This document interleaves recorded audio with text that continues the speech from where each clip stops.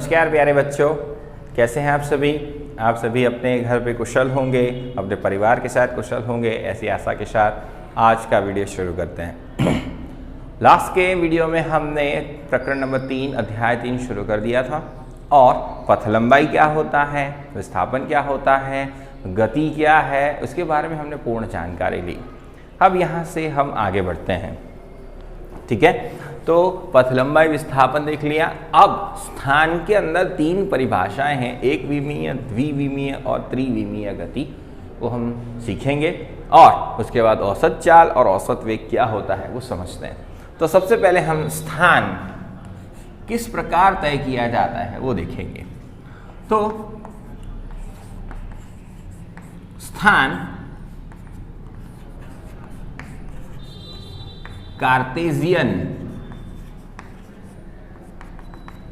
याम पद्धति में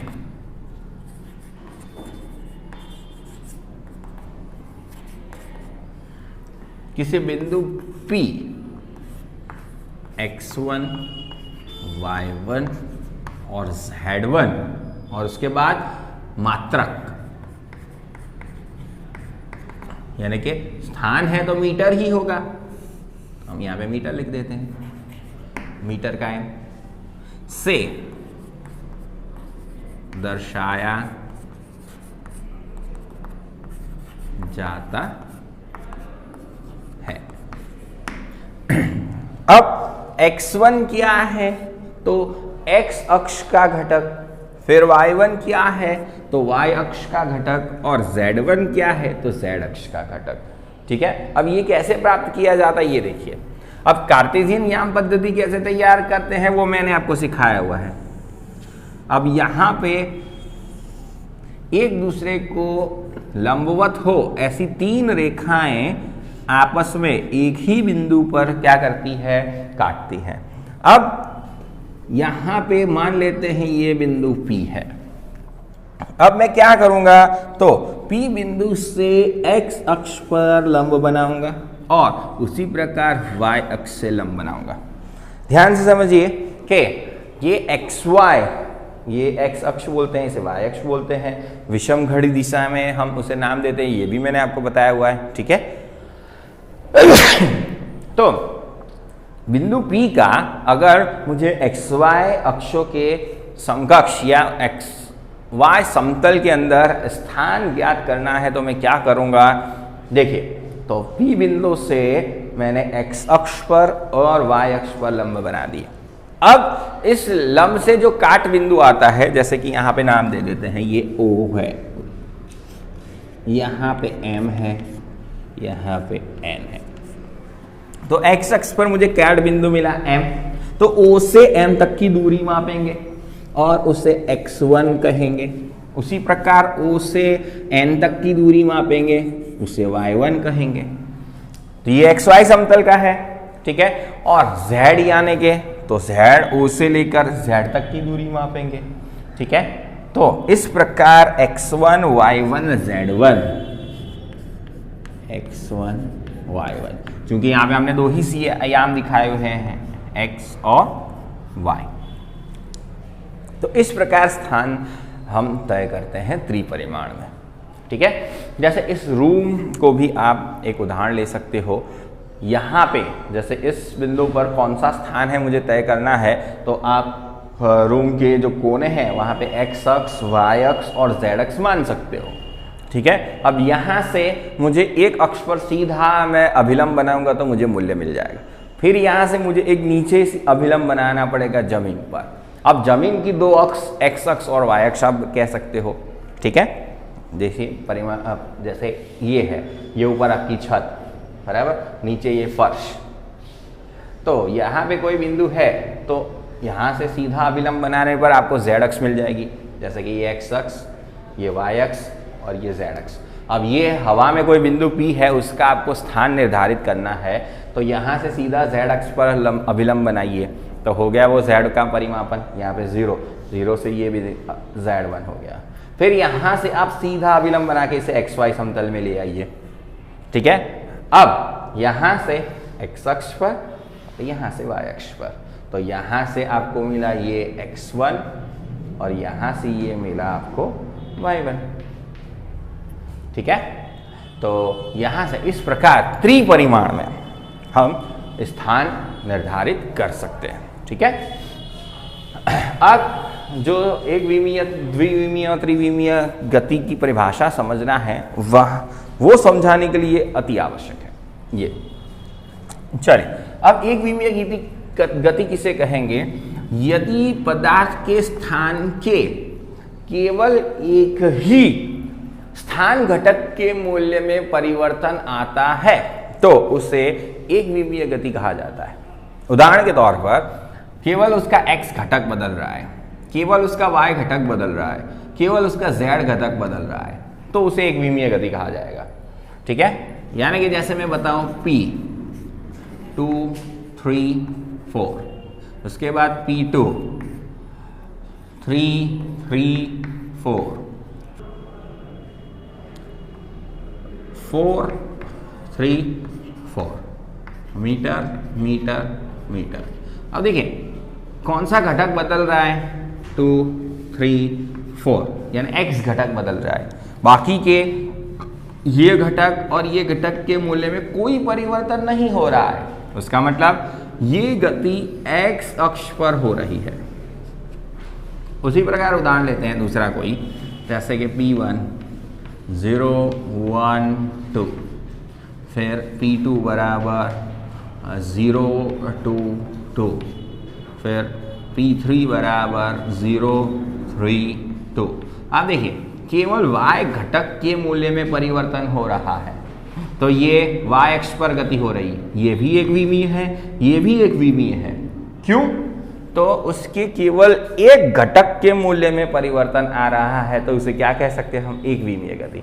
उसी प्रकार दो घटक के मूल्यों में परिवर्तन आ रहा है तो द्विविमीय, और तीनों तीन घटक बदल रहे हैं तो त्रिविमीय गति। ठीक है, उदाहरण के तौर पे देखिए, जैसे A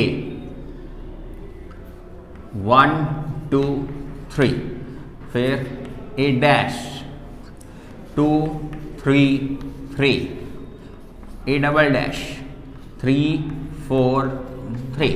देखिए दो घटक के मूल्य में परिवर्तन आ रहा है।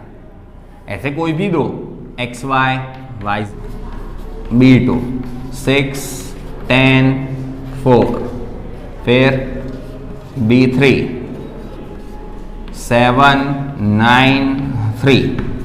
अब देखो तीनों तीन मूल्यों में परिवर्तन आ रहा है, तो ये त्रिविमीय गति है।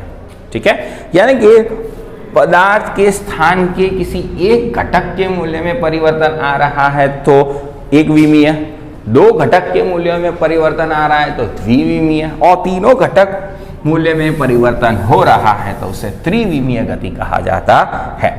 ठीक है, तो उसकी परिभाषा और उदाहरण लिखते हैं और फिर आगे बढ़ते हैं।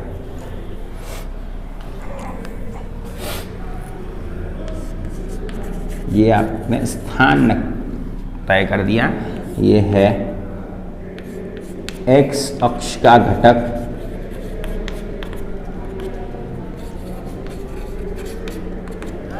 ठीक है, और ये y अक्ष का घटक।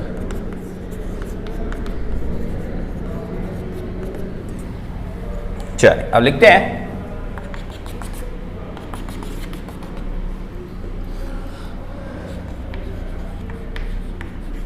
किसी भी पदार्थ के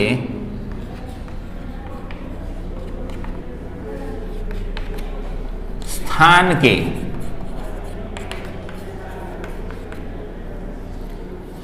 कोई एक घटक के मूल्य में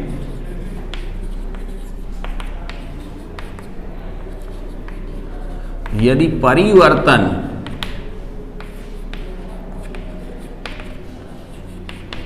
हो रहा है तो उसे एक विमीय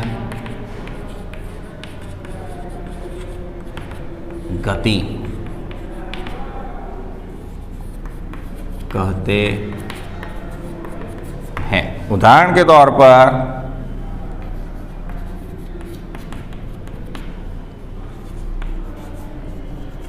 सीधी सड़क पर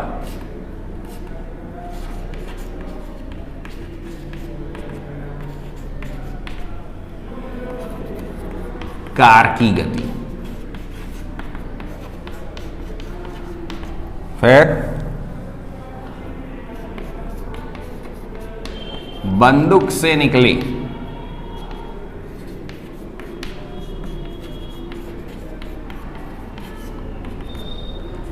गोली की गति। ठीक है, तो ये आपकी एक द्विमीय गति के उदाहरण हैं। अब द्विमीय गति आप खुद लिखोगे कैसे? स्थान के किसी भी पदार्थ के स्थान के कोई दो घटक के मूल्यों में परिवर्तन हो रहा है तो उसे द्विविमीय गति कहते हैं। त्रिविमीय की गति की व्याख्या के किसी भी पदार्थ के स्थान के तीनों घटक के मूल्य में परिवर्तन हो रहा है तो उसको त्रिविमीय गति कहते हैं। उदाहरण में लिख रहा हूं, ठीक है, और परिभाषा आप खुद लिखोगे। समझ में आया? चले कैसे लिखते हैं द्विविमीय?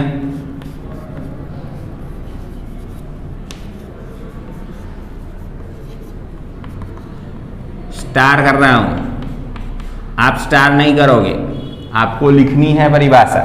मैं उदाहरण लिखूंगा। उदाहरण, सबसे पहले कैरम बोर्ड पर स्ट्राइकर की गति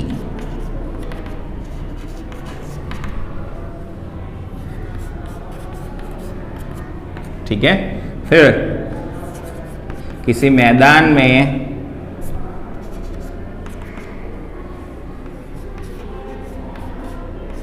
खिलाड़ी की गति,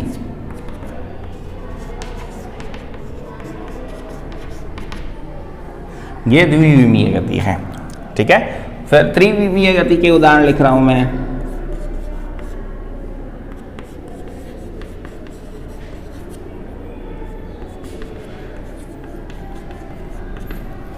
त्रिविमीय की गति के उदाहरण में सबसे पहले हम लिखेंगे विमान की गति।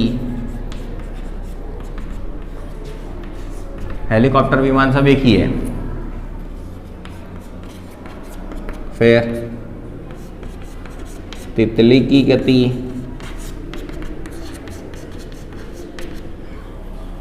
ठीक है।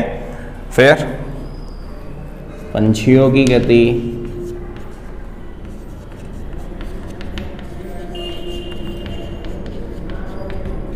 ये सब क्या है? त्रिविमीय गति के उदाहरण है। आप परिभाषा खुद लिखोगे, ठीक है। यहाँ पे स्टार किया हुआ है मैंने, आप खुद करोगे। परिभाषा ऊपर जैसे मैंने लिखी है वैसे लिखोगे, उसके नीचे उदाहरण लिखेंगे आप, ठीक है। अब आगे बढ़ते हैं। औसत चाल और औसत वेग किसे कहते हैं वो समझते हैं।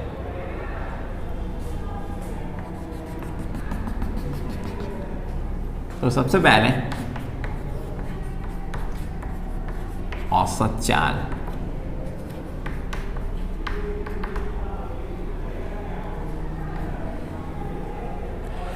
मान लेते हैं आप अहमदाबाद से बड़ौदा के लिए निकलते हो। अहमदाबाद से बड़ौदा की दूरी जो है वो 100 किलोमीटर है और आप 2 घंटे के अंदर ये सफर तय कर लेते हो। तो आप ऐसा कहोगे कि हमारी औसत चाल 50 किलोमीटर प्रति घंटा है। तो औसत चाल परिभाषिक तौर पे कैसे समझाया जाता है ये समझिए। तो पथ लंबाई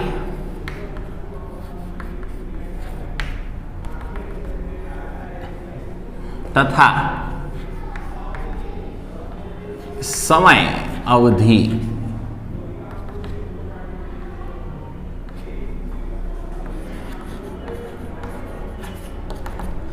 के प्रमाण को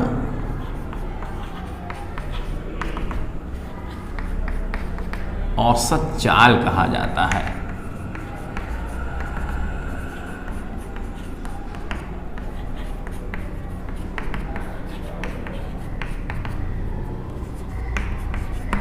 ठीक है, उसे डेल्टा वी या वी बार या लेस देन और ग्रेटर देन के मध्य में वी रख के दर्शाया जाता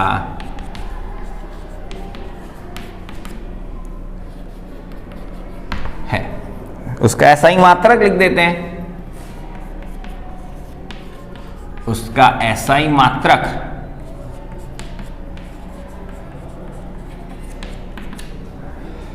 मीटर प्रति सेकंड है।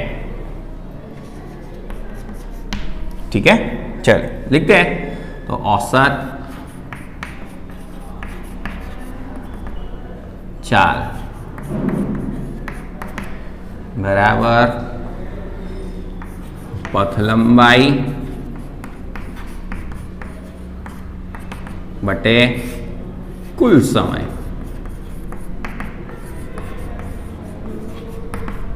समय अवधि भी कह सकते हो। ठीक है, औसत चाल तो क्या है, पथ लंबाई एवं समय अवधि के प्रमाण को क्या कहते हैं, औसत चाल। फिर से पथ लंबाई बट्टे कुल समय यानी कि क्या होगा, औसत चाल।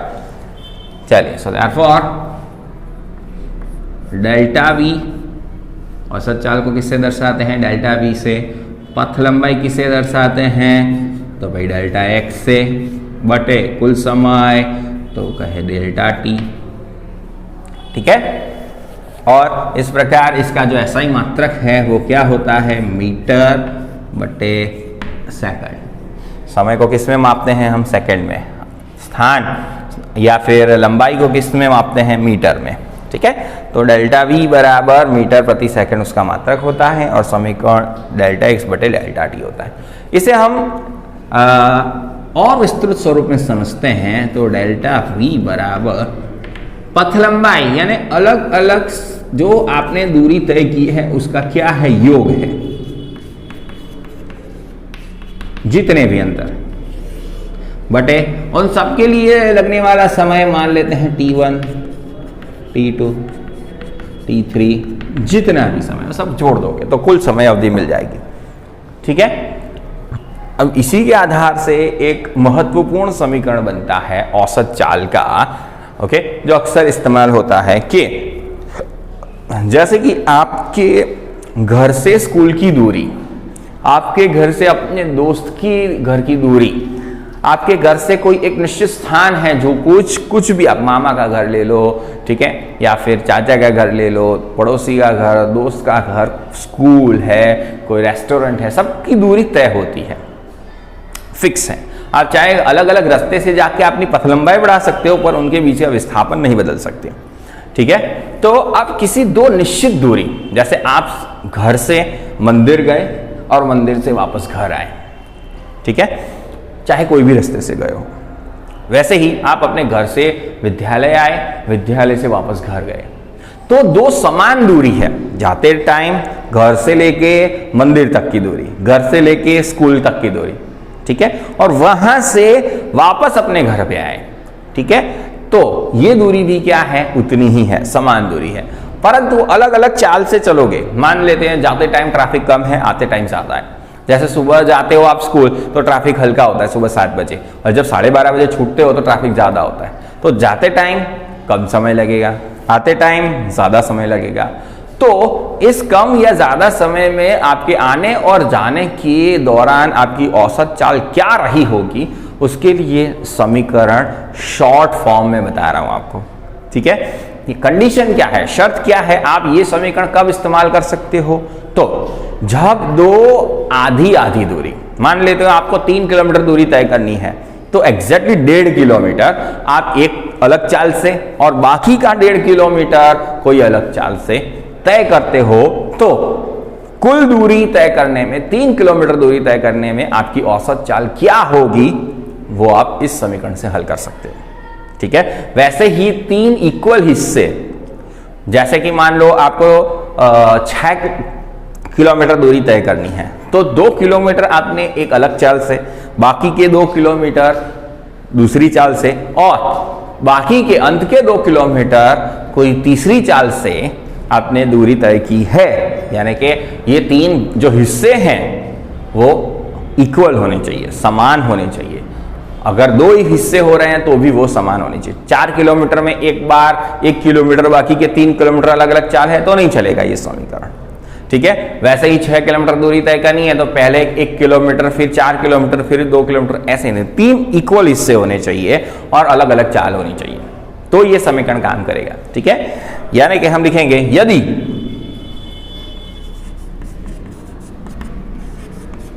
d/2 दूरी v1 चाल से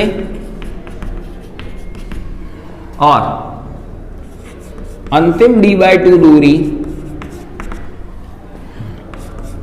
v2 चाल से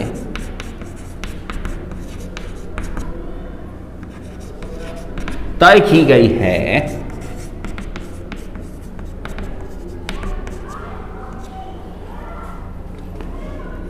so therefore t1 is not equals to t2, समय दोनों के लिए समान नहीं होगा, v1 is not equals to v2, परंतु d/2 is equals to d/2, ठीक है, आधी आधी दूरी इक्वल है। तो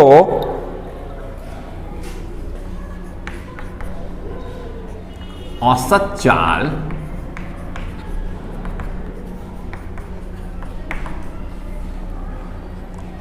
v बार बराबर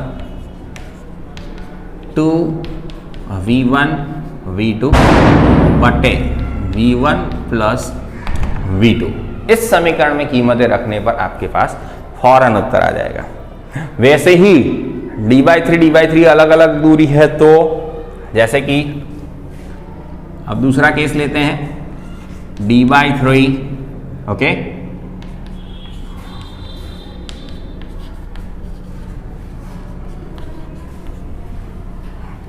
कुल दूरी d' है, उसमें से 3 इक्वल हिस्से कर रहे हो आप, बराबर, और अलग अलग चाल, यानी कि v1 is not equals to v2 is not equals to v3, तो समय भी उनके लिए अलग अलग लगेगा। तब औसत चाल का समीकरण क्या है, तो 3v1 v2 v3 बटे v1 v2 plus v2 v3 plus v3 v1। इस समीकरण से आप औसत चाल कैलकुलेट कर सकते हो। इसके आधार पर स्वाध्याय में एक सवाल है, किसी एक मोटरसाइकिल ने 1/3 दूरी 10 किलोमीटर प्रति घंटे से, यानी v1 क्या हो गया 10 किलोमीटर प्रति घंटा, फिर बाकी की 1/3 दूरी 20 किलोमीटर प्रति घंटे से, और अंतिम दूरी 1/3 दूरी 30 किलोमीटर प्रति घंटे से तय की है, तो उसकी औसत चाल क्या होगी, ठीक है। तो अब 3 अलग अलग दूरी है, आप देख सकते हो, v1 is not equals to v2 equals not equals to v3, और 1/3 1/3 1/3, ओके, यानी कुल दूरी जो तय की है उसके 3 इक्वल हिस्से हैं, समान भाग है, तो इस समीकरण का उपयोग करके आप हल कर सकते हो, ठीक है। उत्तर क्या आता है वो आप खुद देख लेना, मैं कीमत कैसे रखनी है वो बता देता हूँ। 3 × 10 × 20 × 30 भाग 10 × 20 200, ठीक है, प्लस 20 × 30 600 प्लस 30 × 10 300, ठीक है। सो देयरफॉर v बार बराबर, देखिए 3 दूनी 6 तिया 18, 1 2 3 1 2 3 भाग 900 200 1100, ठीक है। 180 बटे 11 करोगे तो 16.36 के आसपास कुछ आंसर आएगा। ये आप कैलकुलेटर से कर लेना एक बार, ठीक है। तो इस प्रकार हम ये सवाल हल कर सकते हैं औसत चाल का। अब देखते हैं आगे कि औसत चाल हमने देख लिया, अब औसत वेग क्या होता है वो समझते हैं, ठीक है।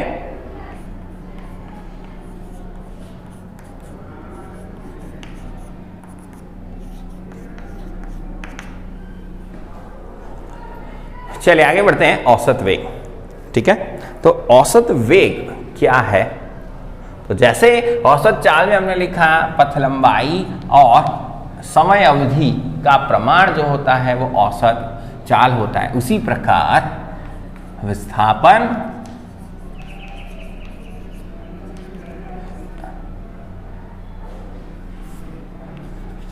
के लिए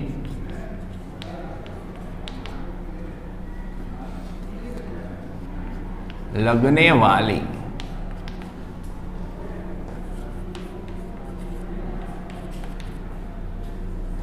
समय अवधि, समय विधि भी कहते हैं, के प्रमाण को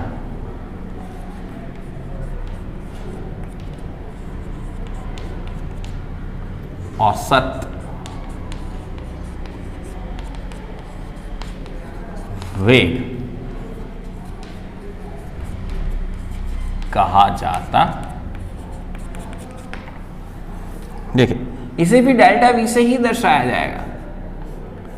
वी बार लिख सकते हो, डेल्टा वी लिख सकते हो। ठीक है, लेस देन ग्रेटर देन के बीच में लिख सकते हो।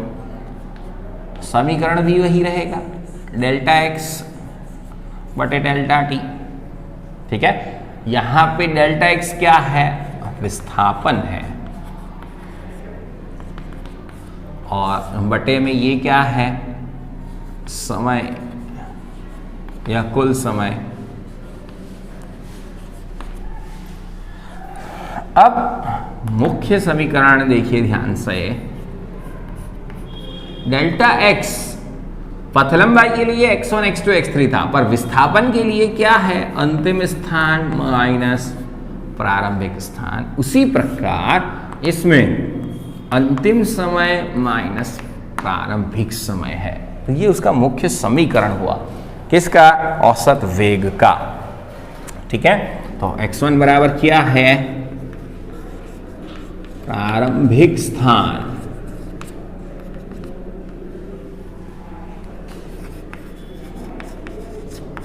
और x2 क्या है? अंतिम स्थान।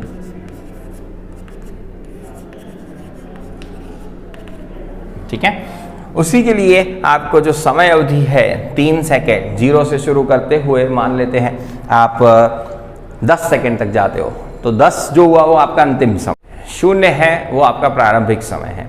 उसी प्रकार मान लेते हैं 2 सेकेंड से हम गति की शुरुआत कर रहे हैं, जैसे 0 से स्टार्ट की घड़ी 1 2 सेकेंड हुआ, उसके बाद आपकी गति की शुरुआत हो रही है और आप 6 सेकेंड तक गति का अभ्यास कर रहे हैं। तो 2 आपका प्रारंभिक समय हुआ, 6 आपका अंतिम समय। तो अवधि कितनी? 6 - 2 यानी कि 4 सेकेंड।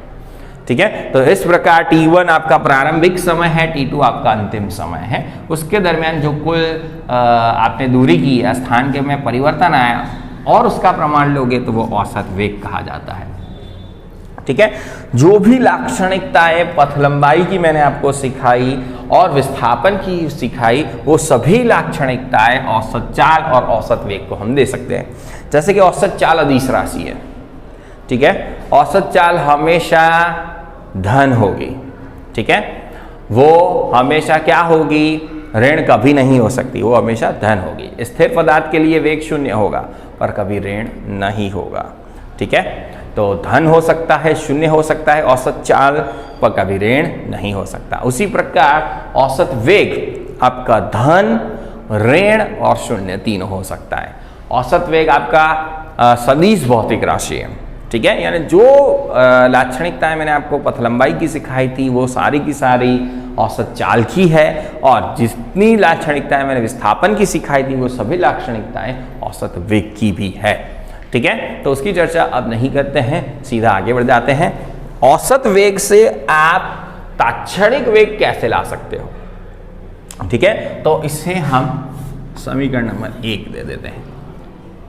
ठीक है, और गाणितिक परिभाषा में लिखते हैं,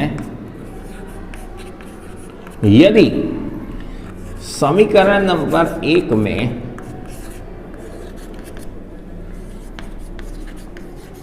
समय का लक्ष्य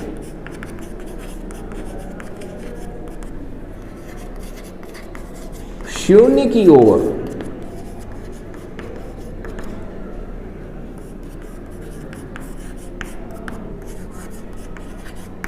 लिया जाए, अर्थात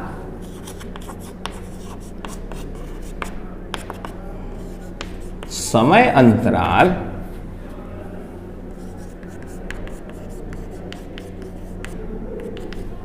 हो सके उतना सूक्ष्म लिया जाए।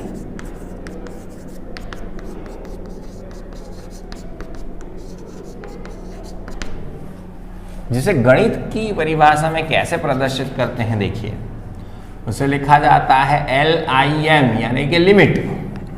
ठीक है, किसको आप लक्ष्य दे रहे हो? समय अंतराल। समय अंतराल को हम डेल्टा टी से दर्शाते हैं, तो डेल्टा टी हो सके उतना सूक्ष्म यानी कि शून्य की ओर, पर कभी शून्य हासिल नहीं कर सकता वो। ठीक है, चलिए तो इसे पढ़ा कैसे जाता है? Limit delta T tends to 0।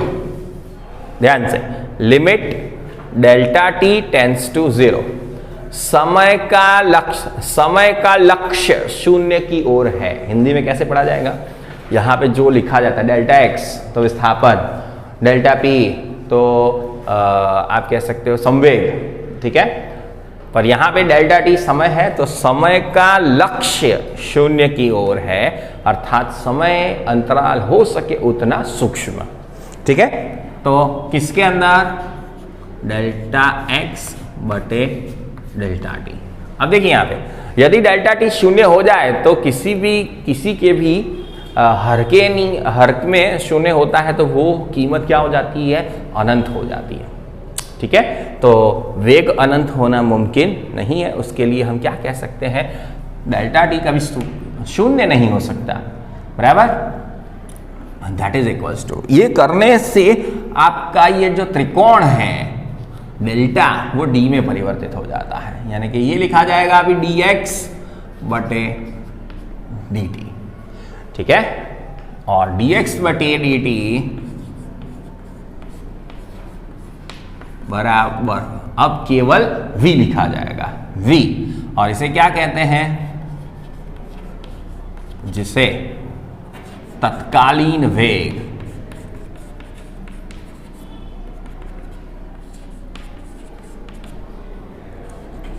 कहा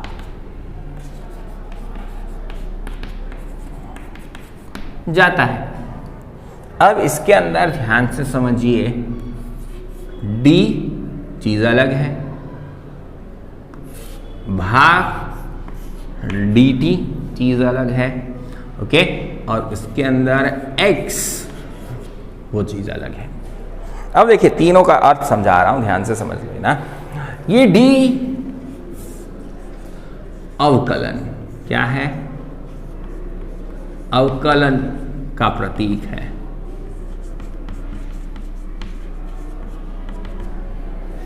ठीक है, अब नीचे जो लिखा जाता है, जैसे कि बट्टे में आपने dt लिखा, तो वो अवकलन की सापेक्षता है।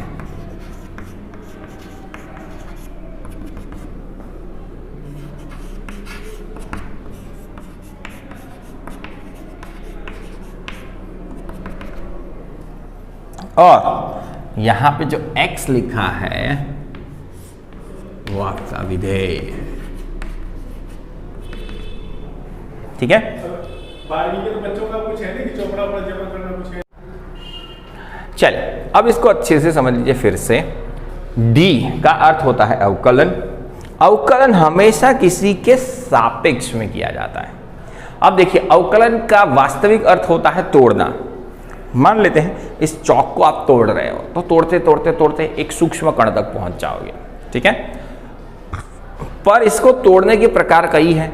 जैसे कि देख लीजिए, आप इसको लंबाई के x अक्ष पे तोड़ रहे हो, y अक्ष पे तोड़ रहे हो, z अक्ष पे तोड़ रहे हो। ठीक है, यानी कि किसी भी विधेय को तोड़ने की कई सारी प्रक्रियाएं होती है। तो आप किसके सापेक्ष में उसे तोड़ रहे हो? तो ये क्या होता है, बट्टे में जो लिखा जाता है, तो x विधेय का अवकलन, फिर से x विधेय है उसका अवकलन हो रहा है, और वो अवकलन समय के सापेक्ष हो रहा है। पता चला? चलिए x यानी कि विधेय, जो भी विधेय है हमारा, जैसे कि यहाँ पे x है यानी कि स्थान विधेय है, ठीक है, या फिर भविष्य में वेग हो सकता है, चाल हो सकती है, ठीक है, फिर संवेग हो सकता है, यहाँ पे कोई भी विधेय रखोगे आप, ठीक है, और उस विधेय का यहाँ पे अवकलन हो रहा है। अवकलन हमेशा किसके सापेक्ष में होता है, यानी जो बट्टे में लिखा जाएगा वो अवकलन उसके सापेक्ष में हो रहा है। यानी कि फिर से हम विधेय x यानी कि स्थान को क्या कर रहे हैं, तोड़ रहे हैं, काट रहे हैं, किसके सापेक्ष, समय के सापेक्ष। अब समय अंतराल काटने पर अपने आप x कट जाता है, कैसे वो आप समझते हैं ध्यान से एक उदाहरण के द्वारा। जैसा कि मैंने आपको प्रारंभ में उदाहरण दिया कि मान लेते हैं आप अहमदाबाद से निकल के बड़ौदा जा रहे हो और उसके दौरान आपको 2 घंटे समय लग रहा है, कुल दूरी आपकी 100 किलोमीटर है, तो 100/2 यानी 50 किलोमीटर प्रति घंटा आपकी औसत चाल होगी, ठीक है। और उसी के लिए हम औसत वेग भी कह सकते हैं, विस्थापन भी उतना ही होगा, दोनों समान होंगे, औसत चाल औसत वेग। परंतु इस ऑब्जर्वेशन से आप ऐसा कह सकते हो कि लगातार आपने जब से गाड़ी स्टार्ट की और बड़ौदा पहुंचे तब तक आपकी चाल 50 किलोमीटर प्रति घंटा ही थी, तो यह विधान गलत हो जाएगा, क्योंकि आपने जब गाड़ी स्टार्ट की होगी तब आपकी जो रफ्तार होगी वो धीरे धीरे सिटी से निकलते हुए कुछ और होगी, फिर खुला रोड मिलेगा तब तेज होगी, फिर कहीं स्पीड ब्रेकर आया होगा तो घट गई होगी, अब खाना खाने खड़े रहोगे वहां पे आपकी चाल 0 हो जाएगी, फिर से आपने गाड़ी शुरुआत की, तो अलग अलग समय पर आपकी जो चाल थी वो अलग अलग थी। परंतु मुझे तो नहीं पता है कि आपकी चाल कब थी, कहाँ थी, कितनी थी, ठीक है। तो अब मुझे क्या करना पड़ेगा, हर 1 मिनट के समय पे आपका कितना स्थान तय हुआ या कितनी दूरी तय हुई वो रीडिंग मुझे लेने पड़ेंगे। ओके, 1 मिनट हुआ 10 मीटर कटा है, फिर दूसरी मिनट हुई 15 मीटर कटा है, फिर तीसरी मिनट हुई, यानी कि हर 1 मिनट पे आपने क्या किया, पहले आपके 2 घंटे का समय था, अब आपने सीधा 1 मिनट कर दिया, तो आपने किसे काटा, किसे छोटा किसे किया, समय अंतराल को। समय अंतराल छोटा करने से अपने आप दूरी कम हो गई, ठीक है। तो और दूरी कम करते 1-1 सेकंड पे आप अपना स्थान निश्चित करते हो, तो आपको हर समय आपका स्थान मिल जाएगा, अब दूरी नहीं मिलेगी, आपको क्या मिलेगा, स्थान मिलेगा। तो समय अंतराल काटने पर देखिए, समय छोटा करने पर आपने क्या बोला, समय का लक्ष्य हो सके उतना छोटा, यह समीकरण 1 में समय का लक्ष्य 0 की ओर, अर्थात समय अंतराल हो सके उतना सूक्ष्म लिया जाए तो आपकी दूरी जो तय की है वो स्थान में परिवर्तित हो जाता है। तो अवकलन करने पर हम क्या लिखते हैं, दूरी डेल्टा x नहीं लिखते हैं, x लिखते हैं, स्थान, और हमने किसे कम किया है, समय, ठीक है। तो जब भी हम स्थान का समय के सापेक्ष अवकलन करते हैं तो हमें क्या मिलता है, तत्कालीन वेग मिलता है। फिर से स्थान का समय के सापेक्ष अवकलन करने पर हमें क्या मिलता है, वेग मिलता है। अब ये जो अवकलन है उसके समीकरण जो है वो आपको ध्यान रखने हैं, वो मैं आपको बता देता हूं। d/dx यानी कि x के सापेक्ष में आपका अवकलन हो रहा है। कोई विधेय है जिसे मैं घातांक विधेय बोलता हूं, x को आधार n को घात कहा जाता है, ठीक है। यदि आपके पास किसी आधार की घात है और उसका अवकलन करोगे तो आपका उत्तर कैसे लिखा जाएगा, घात आगे गुणा हो जाएगी, आधार वही का वही रहेगा और घात में से 1 कट जाएगा, nx⁻⁻1। और उसी प्रकार यदि मेरा साइन विधेय है d/dx, यदि मैं साइन विधेय ट्रिग्नोमेट्रिक फंक्शन त्रिकोणमितीय विधेय ले रहा हूं तो इसका उत्तर आएगा cos x, ठीक है। और उसी प्रकार cos x का अवकलन करता हूं तो मेरे पास उत्तर आता है -sin x, ठीक है। और एक और समीकरण याद रख लीजिए, यदि d/dx मैं कर रहा हूं log x या ln x तो उसका उत्तर आता है 1/x। देखिए, आप जिसके सापेक्ष अवकलन कर रहे हो विधेय उसके पर आधारित होना ही चाहिए। आप x के सापेक्ष कर रहे हो तो x के आधार वाला चाहिए, y के सापेक्ष कर रहे हो तो y के आधार का चाहिए, t के सापेक्ष कर रहे हो तो t वाला विधेय चाहिए। ठीक है, sine x cos x, x देख रहे हो, x x x x x x। अब यहाँ पे t है तो यहाँ पे t ही होना चाहिए, यहाँ पे x यहाँ पे t, ऐसा नहीं चलता है। ठीक है, फिर यहाँ पे y हो, यहाँ पे y हो, यहाँ पे y हो तो चलता है, पर यहाँ पे z हो और यहाँ पे x हो तो नहीं चलता है। ठीक है, तो उस संजोग में क्या कहा जाता है, ध्यान से समझिए, dy dx ऑफ कांस्टेंट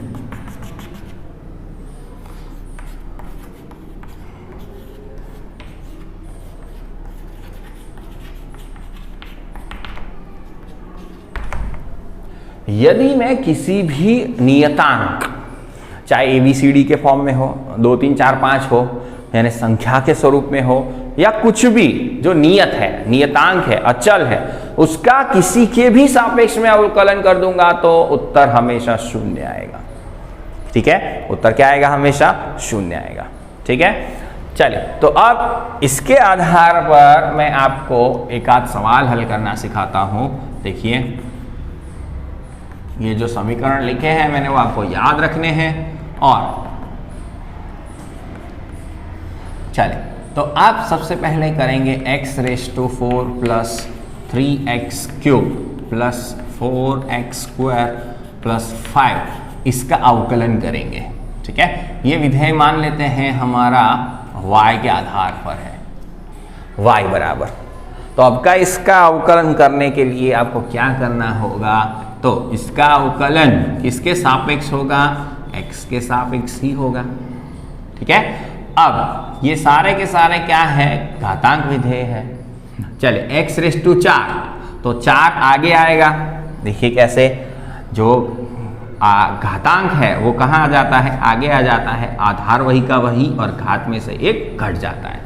तो देखिए यहाँ पे मैं 4 लिखूंगा, 4 आगे आ गया, आधार वही का वही, x का x, और 4 में से एक घटा देंगे तो 3 आ जाएगा। पहला पद हो गया। दूसरा पद यहाँ पे ऑलरेडी आगे 3 है, 3 में से 3 आगे गुणाएगा तो 3 गुणे 3 9 हो जाएगा, 3 तिया 9, आधार वही का वही और घात में से एक घट जाएगा, 3 में से एक गया, 2 हो गया। ओके, 4 2 के साथ गुणा हो जाएगा तो 4 दूनी 8 हो जाएगा, आधार वही का वही रहेगा, 2 में से एक गया तो 1 बचा। 5 का अवकलन 0 हो जाएगा। अभी बताया मैंने, किसी भी अचल का अवकलन क्या होता है, 0 होता है। तो इस प्रकार अवकलन किया जाता है। ठीक है, आई होप कि आपको समझ में आ गया होगा। अब आगे बढ़ते हैं, तो और एक इंपॉर्टेंट टॉपिक है XT आलेख, स्थान यानी कि x विरुद्ध समय का आलेख।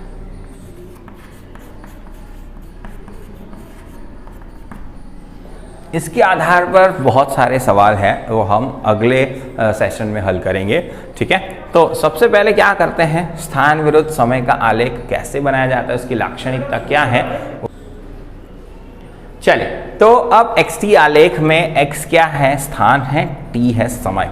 तो XT आलेख आपकी गति का चित्र स्वरूप का निरूपण है। ठीक है, यानी कि XT आलेख क्या है, XT आलेख गति का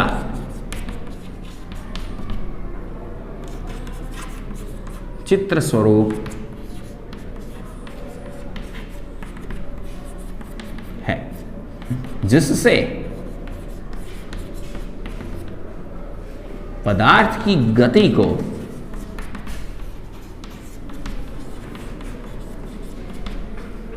या गति विषयक समस्याओं को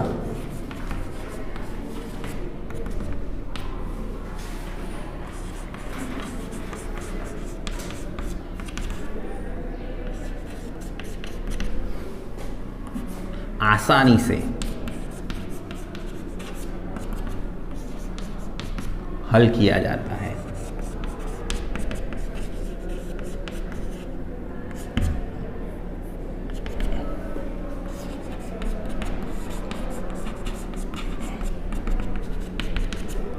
ठीक है, यानी कि चित्र से ही, आलेख से ही आप बहुत सारी चीजें निर्धारित कर सकते हो।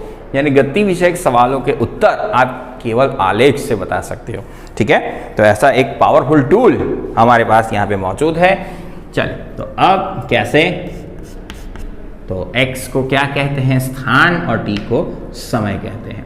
ठीक है, तो चित्र अनुसार, अब चित्र में ऊपर दो रहा हूं, चित्र एक अनुसार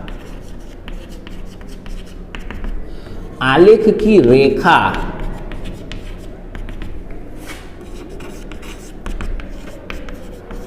क्या है, सुरेख है। आलेख की रेखा सुरेख है, और सुरेख का जो ढाल होता है वो हमेशा अचल रहता है। चलिए देखते हैं कि आलेख कैसा है।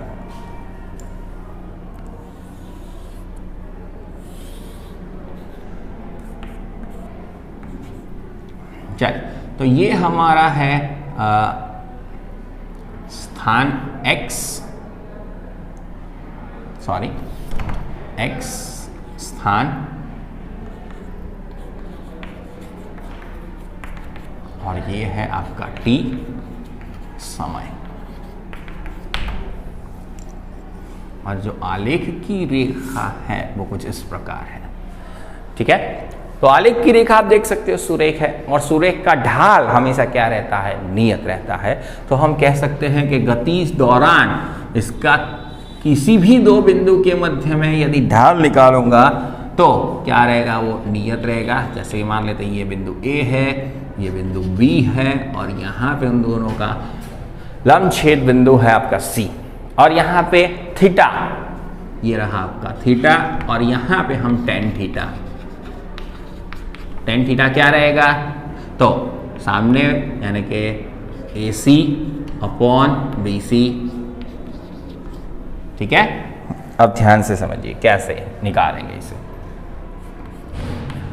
तो अब B बिंदु से हम और C बिंदु से हम क्या करेंगे, लंब बनाएंगे, और यहाँ पे जो दो बिंदु मिलेंगे उसको हम कहेंगे डेल्टा T। और उसी प्रकार y अक्ष पर अभिलंब बनाएंगे, लंब बनाएंगे A बिंदु से और B बिंदु से। तो ये यहाँ पे हमें जो दूरी मिलेगी वो मुझे देगा डेल्टा x। ठीक है, तो देखिए चित्र अनुसार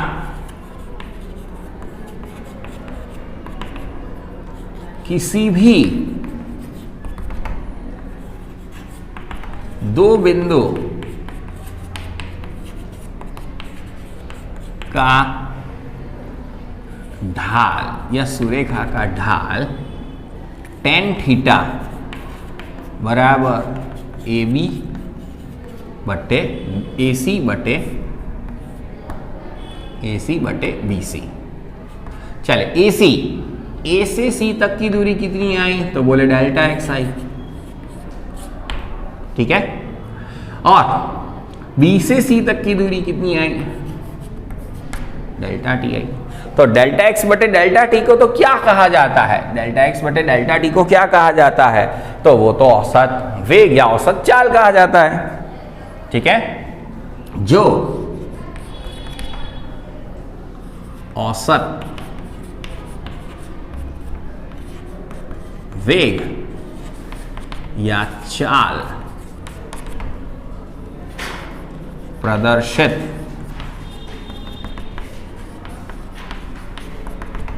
करता है।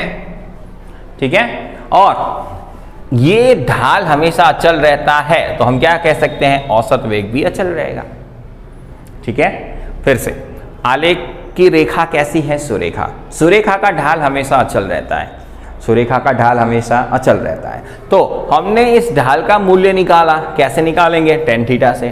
टेन थीटा से हमने मूल्य निकाला तो हमें पता चला ये तो क्या प्रदर्शित करता है, औसत वेग।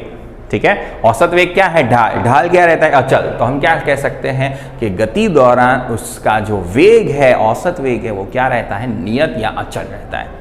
अगर वेग नियत है तो वो हर एक समय अंतराल में जो दूरी तय करेगा वो समान। जैसे कि मान लेते हैं आप एक्टिवा या बाइक चला रहे हो और आपने अपनी जो रफ्तार है वो 30 के कांटे पे अचल कर दी, अब न कांटा ऊपर जा रहा है न नीचे जा रहा है, तो जब तक वो कांटा हिलेगा नहीं तब तक आपका वेग जो है वो अचल रहेगा, और हर एक समय अंतराल में जो दूरी तय हुई वो नियत होगी। जैसे कि मान लो 2 मीटर प्रति सेकंड के रफ्तार से चल रहे हो आप, ठीक है, आपकी रफ्तार कितनी है 2 मीटर प्रति सेकंड, तो 1 सेकंड में 2 मीटर, फिर दूसरी सेकंड में 4 मीटर, फिर तीसरी सेकंड में 6 मीटर, फिर चौथी सेकंड में 8 मीटर, ठीक है। तो इस तरीके से हर एक समान समय अंतराल में जो दूरी तय की गई है वो कितनी है 2 मीटर है, समान ही रहेगी। तो इस प्रकार की गति को हम क्या कहते हैं, नियमित गति कहते हैं। तो नियमित गति की परिभाषा यहां से तैयार होती है कि यदि पदार्थ समान समय अंतराल में समान दूरी तय करता है तो उसकी यह गति को हम क्या कहते हैं, नियमित गति कहते हैं। लिखते हैं परिभाषा, तो यदि पदार्थ समान समय अंतराल में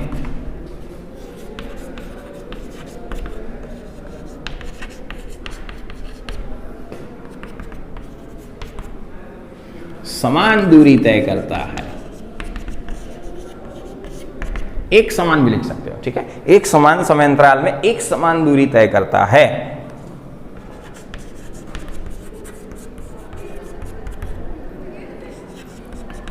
तो पदार्थ की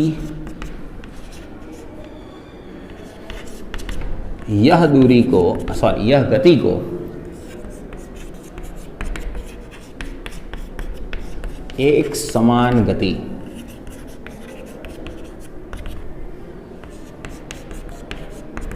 या नियमित गति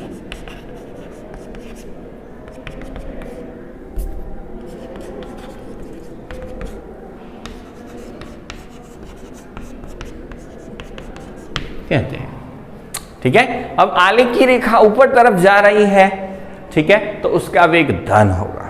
क्या होगा, उसका वेग धन होगा। अब उसे यहां पे लिखते हैं, चले अब देखिए यहां पे क्या लिखेंगे, आलेख की रेखा ऊपर तरफ गति कर रही है तो उसका वेग धन होगा, ठीक है।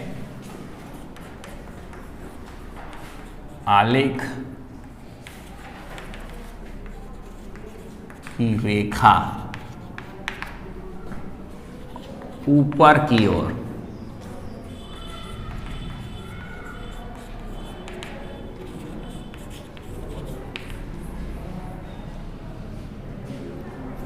जा रही है तो पदार्थ का वेग क्या माना जाएगा, धन माना जाएगा।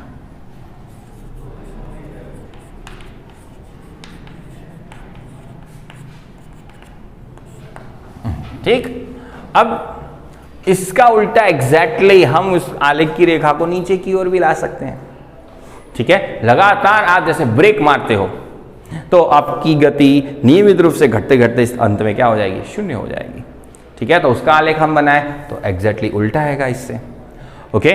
तो अब क्या कहेंगे, यदि आलेख की रेखा नीचे की ओर जा रही है तो उसका वेग क्या आएगा, ऋण आएगा। बाकी सब सुरेख तो अचल, और उसका जो ढाल आएगा वो भी अचल, सब कुछ अचल, ठीक है, परंतु ऋण आएगा। चित्र बना देते हैं।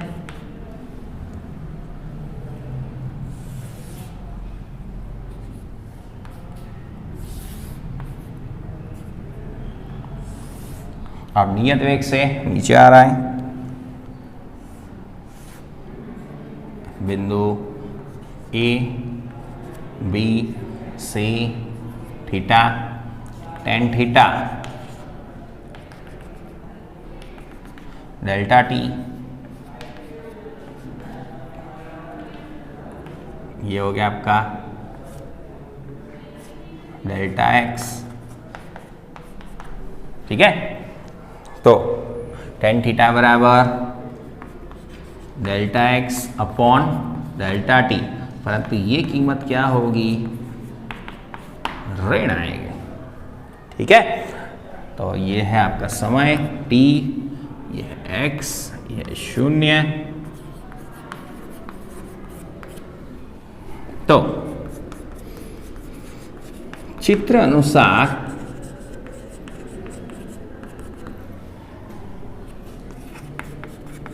गति दौरान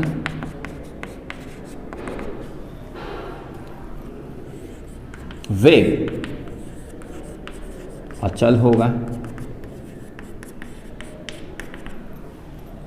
ठीक है, गति दरमियान वेग क्या होगा? अचल होगा। ठीक है, परंतु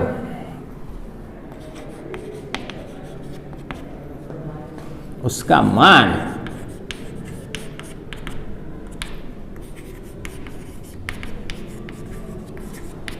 ऋण होगा। ठीक है, शॉर्ट में खत्म कर दिया। चित्रानुसार आलेख की रेखा नीचे की ओर जा रही है तो उसका ढाल tan थीटा बराबर delta x upon delta T वह ऋण प्राप्त होगा। ये भी आप लिख सकते हो। बाकी हमने शॉर्ट में ये खत्म कर दिया। ठीक है, और एक आलेख देखते हैं।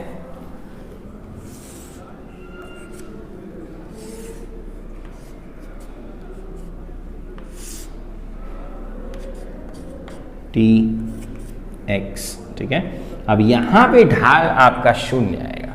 ठीक है, यदि आलेख की रेखा समय की अक्ष के समांतर है, फिर से यदि आलेख की रेखा समय की अक्ष के क्या है? समांतर है, तो उसका ढाल 0 होगा। ठीक है, उसका ढाल क्या होगा? 0 होगा। तो हम क्या कह सकते हैं कि गति दौरान पदार्थ का वेग भी 0 होगा। अगर पदार्थ स्थिर है तो उसका स्थान समय के साथ नहीं बदलेगा और उसकी चाल या उसका वेग क्या होगा? 0 होगा। ठीक है, तो यहां पे लिखेंगे tan थीटा बराबर 0, तो देयरफॉर वेग बराबर 0 लिखेंगे वर्णन में।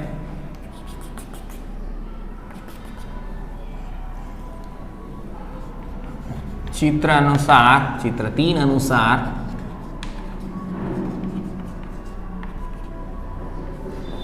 यदि आलेख की रेखा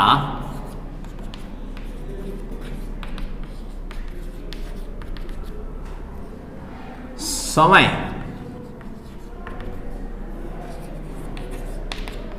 अक्ष के क्या है? समांतर है, तो पदार्थ उस समय अंतराल में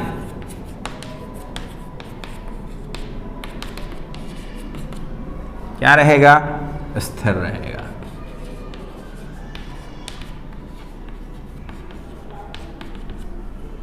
ठीक है, देयरफॉर डेल्टा v बराबर 0। तो आई होप कि आज का सेशन आपको समझ में आ गया होगा। आज हमने ढेर सारी अच्छी जानकारी ये हासिल की है। जैसा xt आलेख देखा वैसा ही vt आलेख है आपका। अगर xt आलेख आएगा तो vt आलेख अपने आप आ जाएगा। ठीक है, हल्का सा अंतर है, पर xt आलेख और आज हमने जो सीखा औसत वेग, औसत चाल और अवकलन के समीकरण, बराबर, वो अच्छे से याद कर लेना। उसी के आधार पर सवाल जो है अगले वीडियो में हम चेक करेंगे, हल करेंगे और त्वरण पे जाएंगे। आलेख विधि से हम अचल त्वरणीय या नियमित प्रवेग जो होता है उसके समीकरण हल करेंगे और वो प्रकरण समाप्त हो जाएगा। ठीक है, क्योंकि सापेक्ष वेग है वो कट चुका है, बोर्ड ने वो निकाल दिया था, उसके सवाल भी नहीं हल करने, वो टॉपिक भी हल नहीं करना है। ठीक है, चलिए, तो अगले सेशन में हमारा ये चैप्टर जो है पूरा हो जाएगा। Bye bye, take care.